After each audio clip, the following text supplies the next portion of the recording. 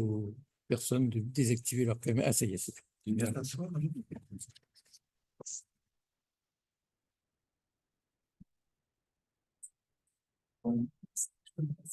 Ah, excuse-moi. Je suis. Non, je ne bouge pas, je vais faire le tour.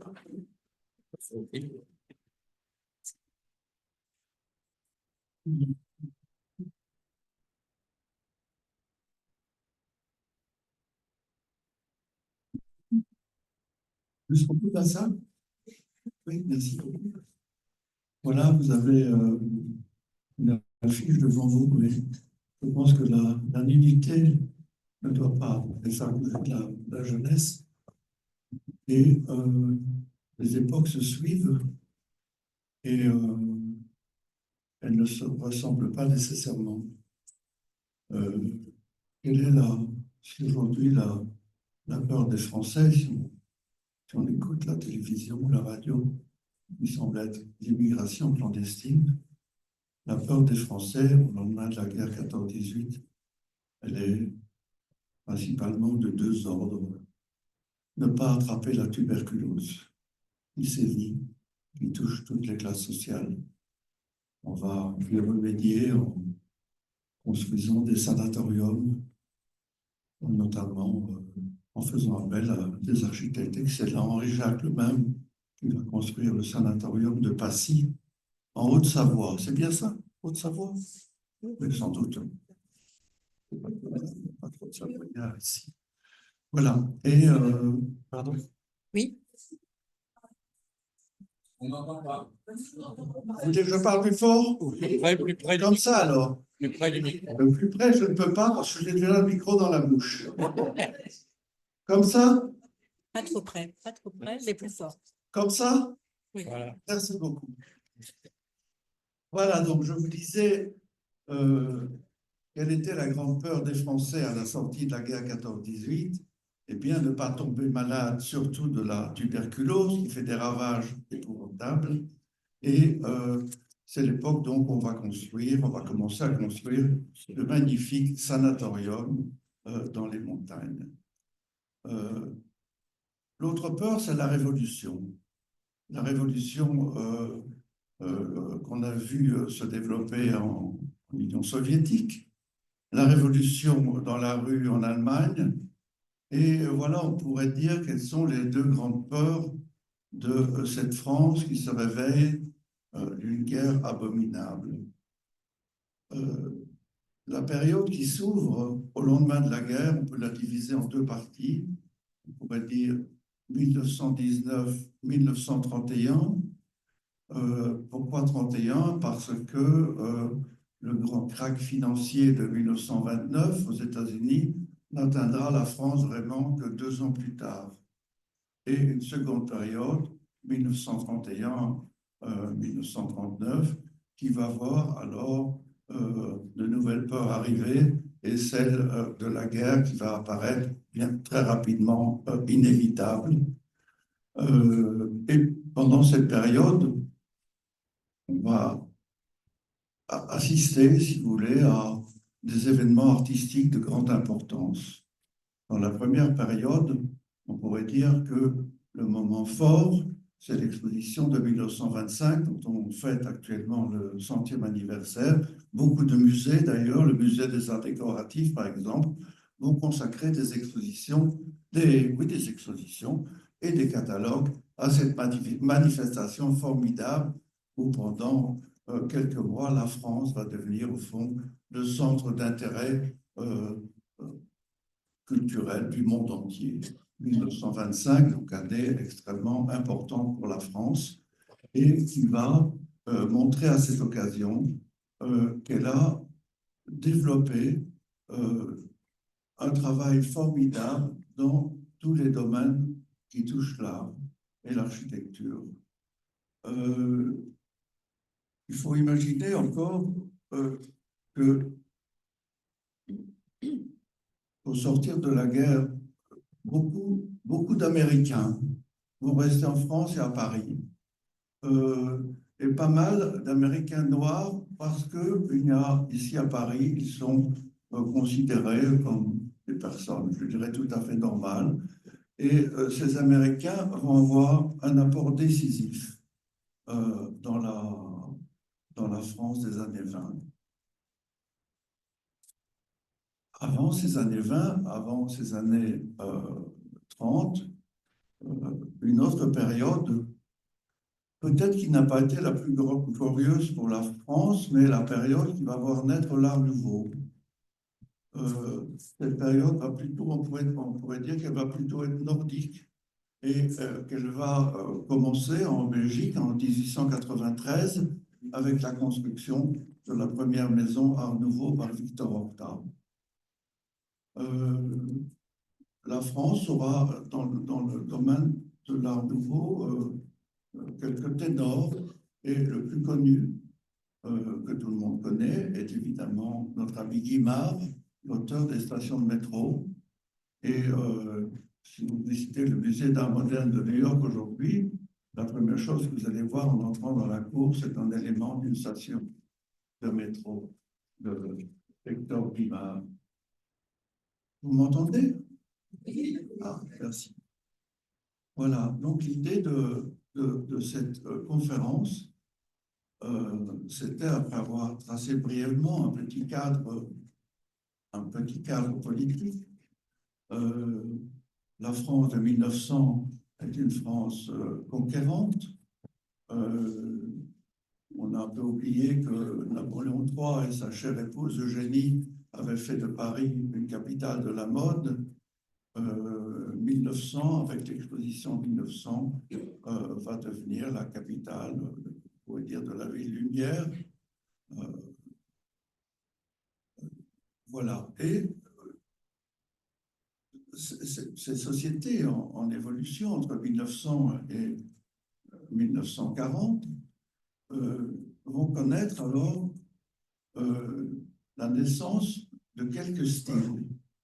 Le style, ce n'est pas la mode. La mode, c'est quelque chose d'éphémère. Voilà, la mode féminine de telle année. Le style, c'est plus profond. Le style émane du désir d'une partie de la population, sous Louis XIV, on dira l'aristocratie, et en 1900, une génération d'ingénieurs intrépides qui construisent des ponts, des chemins de fer, qui exportent leur savoir-faire un peu partout dans le monde. Ils créent des verreries en Union soviétique, en Russie. Cette France industrieuse et industrielle a aussi envie d'avoir son style à elle. Voilà. Et même si le style Art nouveau en France est moins puissant qu'en Allemagne, qu'en Belgique, qu'en Angleterre, il va quand même s'exprimer dans un certain nombre de bâtiments. Ce style Art nouveau, après la guerre 14-18, va être jeté aux orties. On n'en veut plus. On n'en veut plus. Pourquoi? Parce que on a envie de fraîcheur. 5 années de guerre, de tranchées, pas de lumière, de tristesse. Les gens ne veulent plus parler de tout ça. Ils ont envie de choses lumineuses. Et on va ainsi voir apparaître, le style est déjà en gestation avant la guerre, mais on va avoir tout d'un coup ce développement formidable de l'art déco dans les années 25, qui sera alors le style où, on pourrait dire pour la première fois, dans un style, la femme va jouer un rôle prépondérant. Bien sûr, Eugénie avait inventé le style Eugénie Louis XVI, mais c'était resté très ponctuel. Après, l'art déco va être un style dans lequel, je dirais, les femmes vont prendre une part prépondérante. Voilà donc le cadre de l'époque et les styles qui vont prendre place. Les deux images que vous voyez sur l'écran montrent un peu la différence, on pourrait dire, entre l'art nouveau et l'art déco. Vous avez la porte en métal du Castel Béranger, rue La Fontaine, dans le 16e. Et vous voyez, c'est un entrelac des lianes, des fleurs. Et lorsque Guimard, le Parisien Guimard, va visiter son confrère Victor Horta à Bruxelles, Horta lui dit « Regarde, dans mon architecture, je prends toujours la tige et jamais la fleur. C'est-à-dire, il prend dans son architecture l'élément dynamique. Et on va appeler aussi ce style le style du coup de fouet. Quand un cocher lance son fouet, il forme une sorte de S. Voilà, le style en coup de fouet. Et ce style va devenir alors le style de la bourgeoisie éclairée et industrielle. L'autre image montre une porte art déco. Alors, on voit tout de suite la différence. La géométrie joue un rôle plus important. On a cassé des angles. La porte elle-même est faite de barreaux droits en métal. Donc, on est toujours dans une forme stylistique, mais différente de l'Art nouveau. Et on pourrait dire que ce style art déco va emprunter un peu au style directoire. Voilà. Alors, on va passer à la suivante. Mais il ne faut pas être trop long, on va dire. Voilà. Nous sommes, je dirais, un peu partout dans le monde, des amoureux de l'art déco se rassemblent dans des sociétés qui organisent des visites, des expositions, des livres. Et nous-mêmes, dans le cadre de notre association qui s'appelle Archives d'architecture moderne. Archives d'architecture moderne, l'acronyme étant AAM. Voilà, AAM, ce qui laisse, on pourrait dire, voilà, anarchie, amour, modernité. Voilà, ce serait même plus amusant. Et nous réalisons donc des livres sur Paris et la banlieue parisienne, et nous avons consacré 2 livres à Montparnasse. Montparnasse 1900-1930 et Montparnasse du rêve. Nous avions avant fait un livre sur Montmartre, et tout le monde sait que pour que Montparnasse existe, il fallait que Montmartre meure. On ne pouvait pas avoir 2 lieux, je dirais, d'avant-garde, même dans une grande ville comme Paris. Et voilà, donc on va regarder la suivante. Oui, c'est pour vous rappeler la construction du boulevard. Vous voyez en rouge sur le plan, c'est le boulevard de Montmartre. On a oublié aujourd'hui que ce boulevard a été construit sur un talus. Il est surélevé et il domine d'un côté les jardins aristocratiques, vous voyez là, divisés, et de l'autre côté des terrains vagues et des gravières. Donc, ce boulevard... C'est le boulevard du Montparnasse. Hein, boulevard du Montparnasse, oui. Non, tu as dit Montmartre. Ah, du Montparnasse, excusez-moi, c'est le boulevard du Montparnasse. Regardez, vous avez une petite ligne rouge, vous la voyez, là, elle vient rejoindre le boulevard. Hein. Cette rue, eh bien, aujourd'hui, elle existe toujours parce que les bâtiments qui ont été construits ont été obligés de prévoir 2 passages publics qui existent depuis toujours, une pharmacie et une boulangerie qui doivent laisser passer le public. Donc, vous voyez la permanence des tracés urbains et de leur usage dans une ville. La suivante, voilà, on a ici cette construction de Montparnasse. On voit le quartier aristocratique du 6e. Et pour vous repérer, en rouge, là, vous avez la tour Montparnasse. Voilà. La suivante. Voilà, ici, une image d'une maison de rapport construite en 1904. Son intérêt, c'est qu'elle nous rappelle aussi l'influence extraordinaire du Japon dans la culture européenne. Il faut imaginer qu'autour de 1859, les grands navires américains vont faire le blocus du Japon et leur dire maintenant vous devez vous ouvrir au commerce mondial. Et on va découvrir un art inconnu, on va découvrir notamment des extraordinaires estampes japonaises. Et va naître, on pourrait dire que vous avez 2 arts nouveaux, un art nouveau beaucoup plus lyrique, qui est fait de courbes, de lianes, et un art nouveau géométrique qui est inspiré notamment de cet art japonais qui consiste à mettre des droites et créer des carreaux et mettre des éléments dans ce. Vous voyez ici des éléments décoratifs en mosaïque qui sont placés dans les 2 rectangles. On va passer au suivant. Ceux qui ne connaissent pas cette magnifique église, je vous la conseille. Elle est sublime, Notre-Dame du Travail. Extérieurement, elle se présente sur un caractère un peu, on pourrait dire, roman, un peu traditionnel. Mais dès qu'on entre, c'est une surprise incroyable. Voilà la cathédrale de métal Et c'est une cathédrale. Une fois la façade terminée, il n'y avait pas d'argent pour faire l'intérieur. Et on a donc acheté un immeuble, un palais de l'exposition 1900, et on l'a adapté à cette église qui faisait dire au curé de l'époque, elle convient tout à fait à mes paroissiens ouvriers parce qu'ils se sentent comme dans leur usine. La suivante. Alors, à côté de cette église pour prolétaires, la maison de trois artistes, rue Cassini, ici à Paris, trois petits chefs-d'œuvre de l'architecte Louis Su et Paul Guyard, qui sont trois maisons d'artistes, et au fond, qui laissaient entrevoir une voie nouvelle pour l'architecture, qui n'aurait été pas la voie du dépouillement total, mais la voie d'une ornementation rationnelle. Allez voir ces maisons, elles sont toujours magnifiques aujourd'hui. L'art nouveau s'exprime beaucoup dans le métal, bien entendu. Vous avez ici une porte de la cité d'artistes Nicolas Poussin, voilà, dans le quartier, la suivante.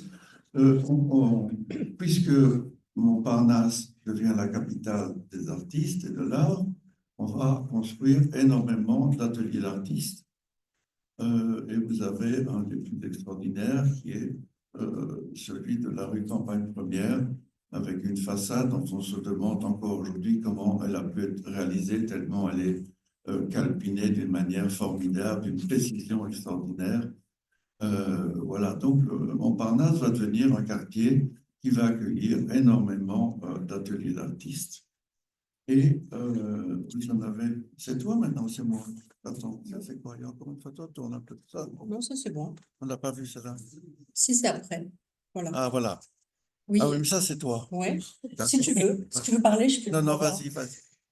Oui, donc ça c'est un autre exemple de maison d'artiste, la maison de Paul Folleau, qui est un artiste décorateur. Et la particularité de cette maison, alors vous la connaissez tous parce que c'est là que la fondation Giacometti est installée. Elle va bientôt déménager pour aller à l'ancienne gare des Invalides, mais pour le moment, elle y est encore. Et donc cette maison se visite. Et c'est la maison que Paul Folleau se construit en 1912, donc avant la guerre, et c'est vraiment un morceau d'architecture tout à fait particulier dans le paysage de Paris, puisque c'est une architecture qui regarde plutôt du côté de la sécession viennoise. Ça fait penser aux architectures notamment d'Otto Wagner ou encore de Joseph Maria Ulbrich. Et la particularité de cette maison, c'est que Paul Folleau va y exposer toute sa production.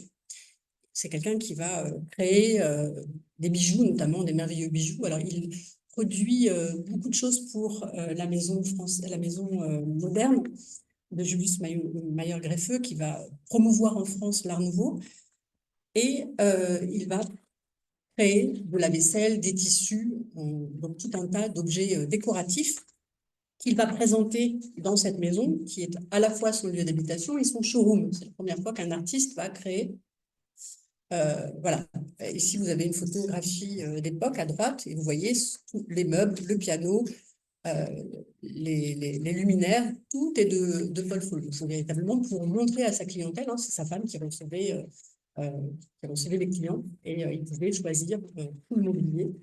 Et ici, je reviens un tout petit peu en arrière, c'est pas vous voyez par rapport à ce que vous a montré tout à l'heure Maurice Guillemard notamment, on n'a pas de ligne coup de fouet en façade. C'est plutôt les formes, les courbes généreuses, plantureuses de la sécession viennoise. Voilà. Ça, c'est juste une parenthèse. On a eu la chance de publier un livre de Léopold Diego Sanchez sur Paul Folleau. Et ça, c'est pour toi, Maurice. Voilà. Oui. Vous avez ici probablement un des immeubles parmi les plus intéressants de Montparnasse, qui est un immeuble qui est construit par les architectes Raoul et Daniel Brandon en 1913. Et c'est un peu, on pourrait dire, cet immeuble représente l'image de Paris dans ces années, autour de ces années 1900-1913, avant la guerre de 14. Et ce sont des immeubles dont vous allez retrouver les constantes un peu plus tard. Vous voyez, si vous regardez cet immeuble, il y a toujours, en général d'ailleurs, vous voyez, il y a deux bow windows, c'est-à-dire ces deux fenêtres qui avancent et qui permettaient aux habitants des appartements d'avoir des vues latérales, hein, de regarder un peu sur le pas seulement des vues de face à face. Et ces immeubles reprennent la tradition haussmannienne avec le grand balcon au 6e étage et les toitures. Il faut imaginer que vers 1902, le Paris d'Haussmann, qui a une trentaine d'années maintenant, agace terriblement les architectes. Ils en ont marre de toujours devoir s'inscrire dans ce Paris haussmannien qui est pourtant tellement différent parce qu'il n'y a pas un immeuble qui est le même que l'autre, mais on a une impression d'ensemble. Et les architectes vont un peu se rebeller, ils disent, mais on voudrait pouvoir faire autre chose. Et ils vont avoir la chance d'avoir un architecte du nord de la France, Louis Bonnier, comme architecte de la ville de Paris, et qui en 1902 va libérer les architectes des contraintes haussmanniennes. Ils vont pouvoir faire des entrées, des sorties, mettre des tourelles, et notamment utiliser le bow window qui va devenir récurrent. Certains sont de véritables chefs-d'œuvre. Vous avez celui-ci de Théo Petit. Théo Petit, il est malheureusement oublié aujourd'hui. C'est un architecte de génie. Vous le connaissez sans le connaître. Il est l'auteur de l'hôtel Normandie à Deauville. Vous voyez, un géant de l'architecture tombé dans l'oubli. Et dans ce bow window, regardez ce qu'il va faire. Il va installer dans la lège, dans la partie basse de la fenêtre, des panneaux. Il va remplir la partie basse, non pas par des briques ou de la pierre, mais par des briques de verre. Des briques de verre de modèle, ça s'appelle les briques Falconier, qui vont être utilisées beaucoup par Guimard, beaucoup par les architectes de l'Art Nouveau. Et ça lui permet, si vous voulez, d'amener de la lumière au ras du sol sans qu'on voit les gens, les personnes. Donc, une innovation formidable dans l'utilisation de ces matériaux nouveaux. La suivante, dans le même immeuble, regardez comme c'est joli, c'est quand on allume la minuterie dans l'immeuble, au-dessus de chaque porte, vous avez des anges qui soufflent du verre. Hein, les anges soufflent et le verre, c'est la lumière. Vous voyez, quelle élégance et quelle architecture formidable qui a longtemps été négligée, malheureusement, mais voilà. D'autres grands architectes, je vous ai parlé de Paul Huard et de Louis Suve, vont construire ici un complexe, pourrait-on dire, parce que on passe sous des arcades, on arrive dans une cour, on passe dans une autre arcade, et ils vont développer une architecture, la suivante, voilà, voilà, qui est d'une fraîcheur incroyable, des grands murs de ton clair, un grand travail sur la division des menuiseries, voilà, pour créer un quadrillage. C'est une simplicité absolument émouvante. La suivante. Et sans doute, je dirais, à mon goût, le plus bel immeuble de rapport de Montparnasse, qui se trouve à l'angle de la rue Boulard, et oui, un rue Boulard et de l'avenue, l'autre rue, j'ai oublié son nom, je ne sais pas qui est, mais bon, 1911, voilà, et c'est un architecte qui a à la fois digéré la leçon parisienne, la leçon viennoise, il a dû se promener un peu du côté de l'Allemagne et de Vienne, et pour faire cette interprétation absolument sublime. La suivante, je passe la parole à Charlotte. Oui, juste deux mots pour vous parler de cet immeuble d'Henri Sauvage et de Charles Sarrazin. C'est le fameux immeuble à gradins de la rue Vavin. Alors, c'est un système, l'immeuble à gradins, c'est un système que met au point Henri Sauvage, il dépose d'ailleurs des brevets. L'idée étant, avec ses reculs en façade, de pouvoir apporter de la lumière. Le problème, c'est évidemment qu'est-ce qu'on fait du cœur central de l'immeuble. Et dans l'immeuble des Amiraux qu'il va construire à Paris, il va régler le problème en construisant une piscine. Je ne sais pas si vous êtes déjà allé vous baigner dans cette piscine, c'est tout à fait spectaculaire. Dans cet immeuble-ci, il va créer, enfin, il va aménager, pardon, sa propre agence. C'est une agence d'architecte.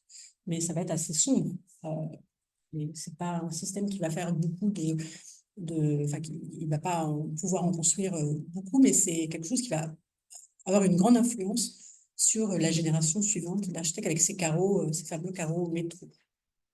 Tu veux rajouter quelque chose? Oui, il faut prendre l'idée de sauvage. C'est de créer des immeubles dans des rues. Mais il faudrait que la rue devienne beaucoup plus claire. Et donc, les étages vont se réduisant. C'est une belle idée, mais c'est une idée terriblement utopique, parce que dans ce type d'immeuble génère des intérieurs énormes dont on ne sait que faire. Voilà. Aux Amiraux, on a pu mettre une piscine. Dans certains endroits, on peut mettre des voitures. C'est une très belle idée, mais qui ne s'est expérimentée que dans quelques immeubles. Et d'autre part, lui-même avait déposé un brevet, ce qui rendait au fond l'utilisation difficile par d'autres personnes n'ayant envie de payer un brevet pour ériger un immeuble. La suivante, voilà.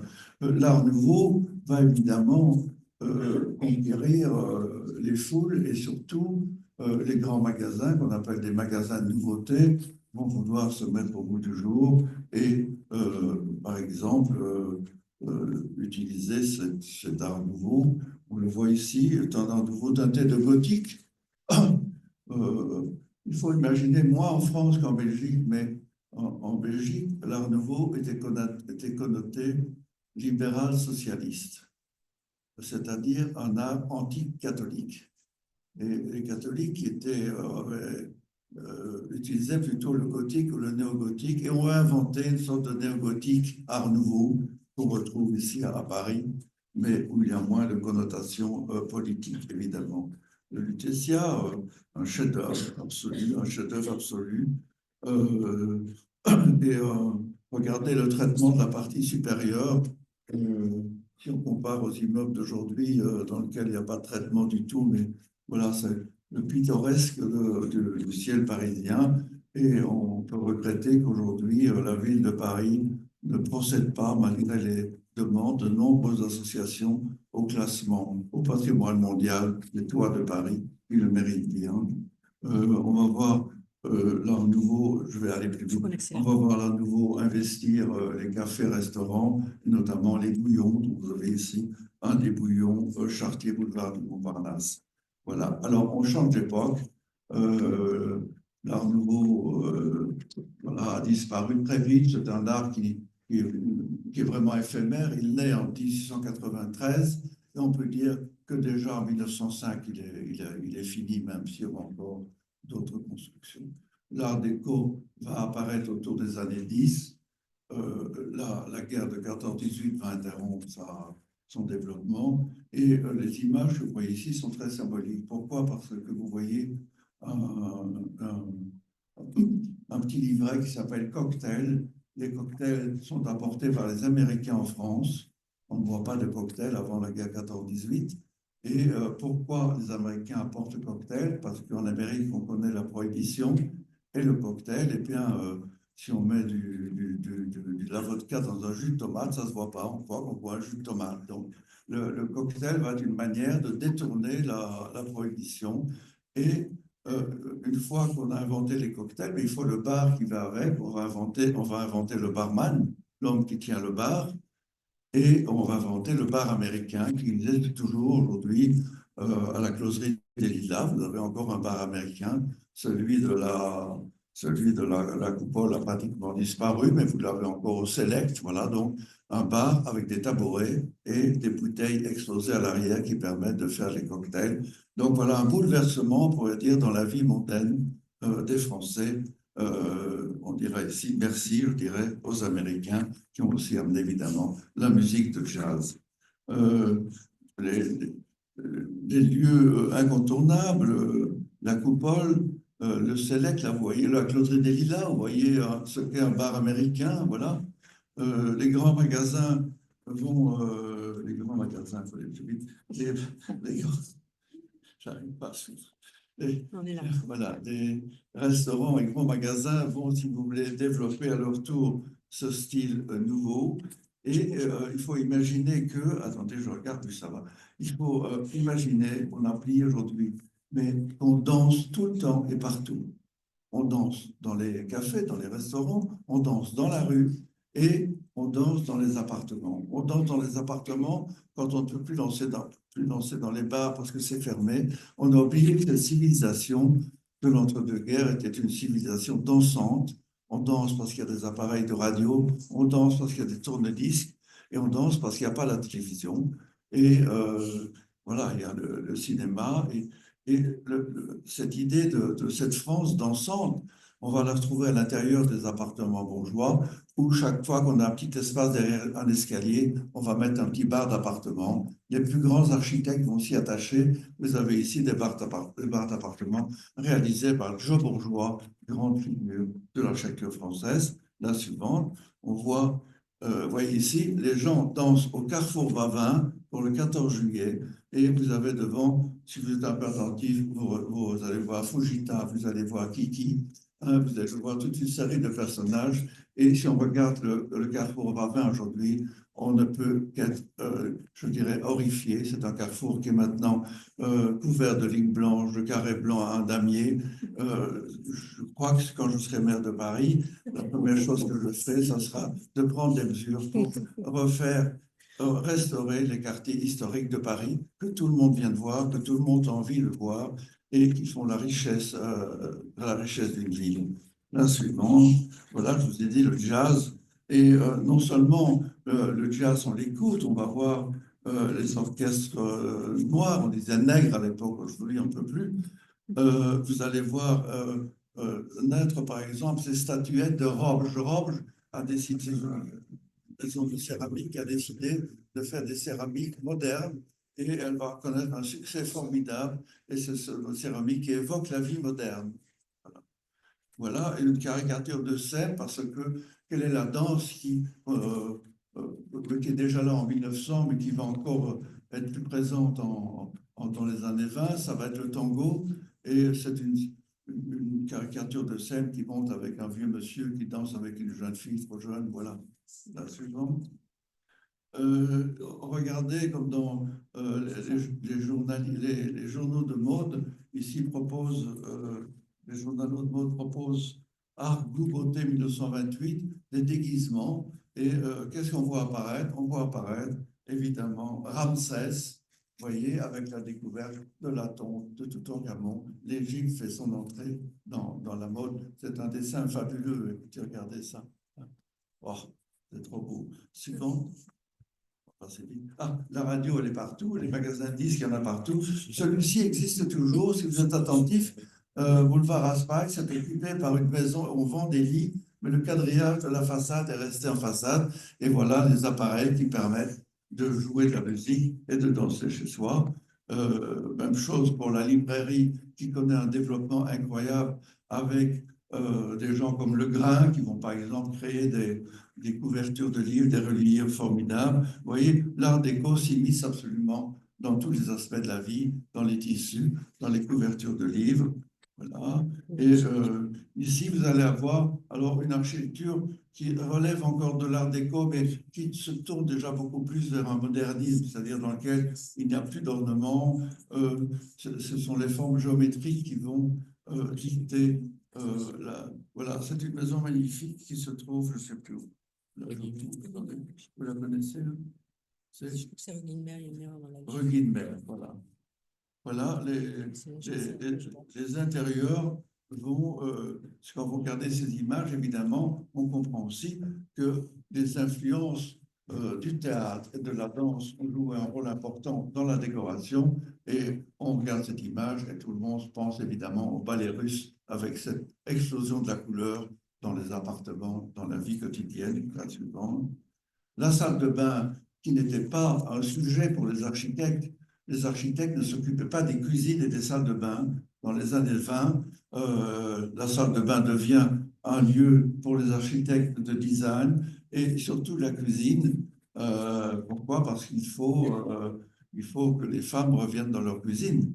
Elles ont été dans les usines pendant la guerre, elles n'ont pas tellement envie de revenir à la cuisine. Et donc, on va faire ce qu'on appelle des cuisines laboratoires et la ménagère devient une laborantine, manière de la garder chez elle. Les immeubles d'artistes dans les années 20, voilà, un des plus extraordinaires, El Kouken, un architecte polonais qui travaillait pour une grande dame de la beauté, Rubinstein, c'est ça? Voilà, qui a été son architecte. Voilà, elle a construit cet immeuble où elle a habité au dernier étage un certain temps. Et voilà, vous voyez un appartement, l'appartement où habite maintenant la fondatrice de la grande société Anteprima, voilà, qui a cet appartement avec une vue sur cour. Voilà. Et, voilà la salle de bain, toujours, qui devient un sujet d'étude. La suivante, voilà. Et la chambre d'enfant. On ne s'occupait pas des chambres d'enfants avant, autour de 1900, quelques architectes, mais à partir des années 20, la chambre d'enfant devient un vrai sujet et on est présent dans tous les salons annuels. Voilà. On est dans les Non, c'est bon, c'est bon. 45. Voilà, vous voyez, c'est joli. voilà, vous voyez l'art déco dans les émaux cloisonnés par un créateur lausannois absolument magnifique et le caractère géométrique qu'on va trouver aussi, par exemple, dans la peinture de Delaunay. Voilà, on ne la voit pas ici. L'appartement de cette grande femme qui était Tamara de Lempicka, qui s'était installée dans un bâtiment de Malestevens. Voilà l'intérieur, voilà.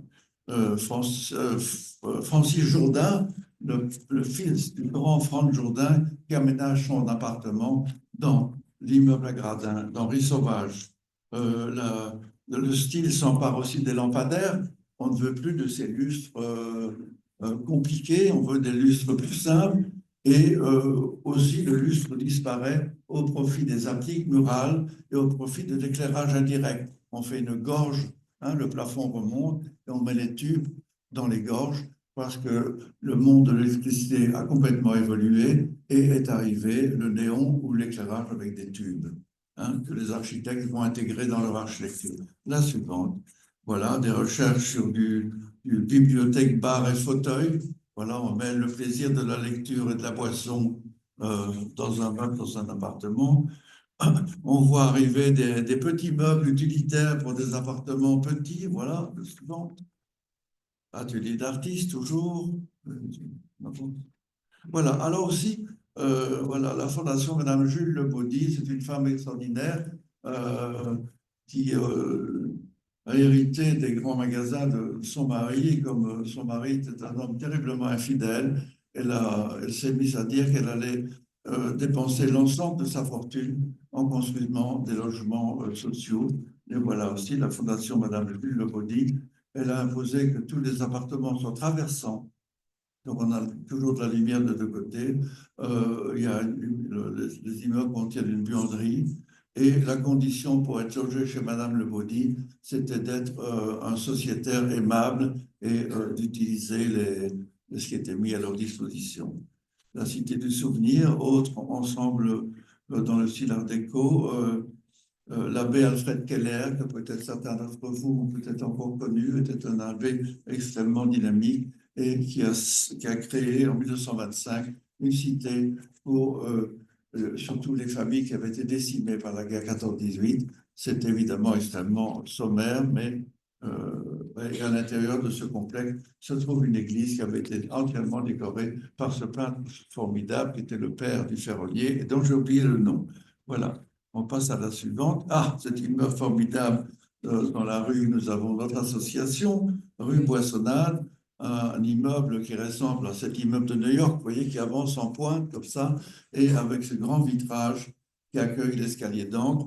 Cet immeuble est construit avant la guerre et terminé après la guerre. Il abritait les services de la ville de Paris et aujourd'hui des logements sociaux. La suivante, regardez, ça Pardon? c'est... on oublie ce que... Se trouve où? Pardon. Et madame demande où il est Rue exactement. Boissonnade. Rue Boissonnade. Vous avez les trois rues, Boissonnade, Campagne Première et Léopold, voilà. Ils sont les trois rues un peu d'ateliers d'artistes et voilà. Notre association est au numéro 10, 8 de la rue Boissonnade. Nous sommes juste au-dessus où se trouvait l'atelier de Pompon. Vous voyez Pompon? Voilà. Donc on est assis dans notre bureau, tous les deux, on est à la place de Pompon. Voilà. Et c'est regrettable qu'on ait démoli cet ensemble parce que c'était une ancienne poste avec différentes cours et tous les grands artistes ont travaillé dans cet immeuble. Aujourd'hui, je pense qu'il y aurait une levée de bouclier. Elle a été trop petite à l'époque pour empêcher la démolition. Voilà, un immeuble d'Emmanuel Pontremoli, que certains d'entre vous connaissent aussi, parce qu'il est l'auteur d'une maison formidable, la villa grecque de Kérylos. Vous voyez ça? Voilà. Pontremoli, grande figure. Il a fait la synagogue quand on prend l'autoroute pour aller vers la Normandie, on voit la synagogue sur Paris. Là. Et voilà, Pontremoli, qui associe ici un travail sur la brique, l'enduit. Regardez la manière dont sont travaillés. Voilà, c'est un art d'éco-géométrie qui n'a plus d'ornement, il n'y a plus de sculpture, mais à travers la manière dont on empile les briques les unes sur les autres, les redans, on arrive à créer, si vous voulez, quelque chose qui a du caractère. Un des plus beaux bâtiments de Paris, qui est l'Institut d'art, ici face au Jardin de Luxembourg, chef-d'œuvre absolu, qui intègre les différentes cultures, de Paul Pigot, qui est un homme exceptionnel. Et voilà, le fer forgé est à son sommet. Voilà, une porte en fer forgé, rue de Lambe. Il y en avait deux, il n'y en a plus qu'une, mais celle-là est absolument étonnante. Et voilà, une porte très représentative de l'art déco, vous voyez, ces courbes et contre-courbes. Ça ressemble un peu aux vitraux que notre ami a fait à Conches. Vous voyez, à Conches, dans une église. Vous ne voyez pas qui c'est? Celui qui faisait des peintures toutes noires, là. Soulage. Là? Soulage. Oui, Soulage. Soulage, oui.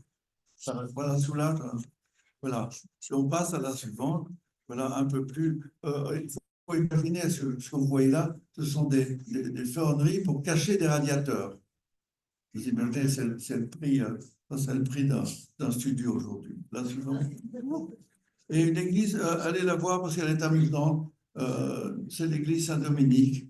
Une très belle église, mais regardez, vous voyez l'entrée, la personne qui vous accueille, vous voyez au-dessus de l'entrée la tête, c'est Louis Jouvet.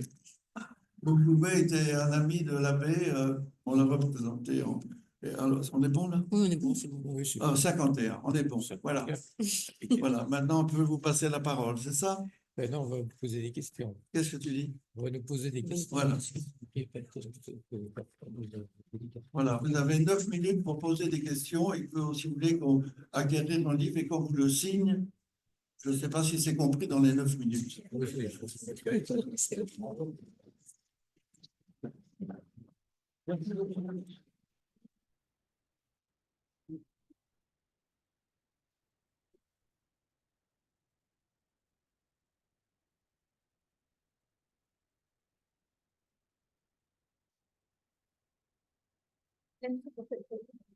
Alors, Grand merci pour cette présentation. Vous m'entendez? Grand merci pour cette présentation. Je pense que nous allons maintenant fabriquer le quartier du Montparnasse en levant la tête, en entrant dans les immeubles pour revoir de près tout ce que vous venez de nous présenter. Avez-vous des questions ou des remarques ou des témoignages? Peut-être êtes-vous déjà passé devant ces maisons, devant ces sculptures?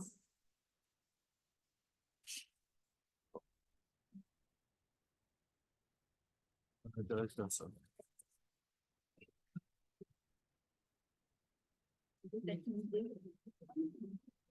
Alors, il n'y aura pas de micro.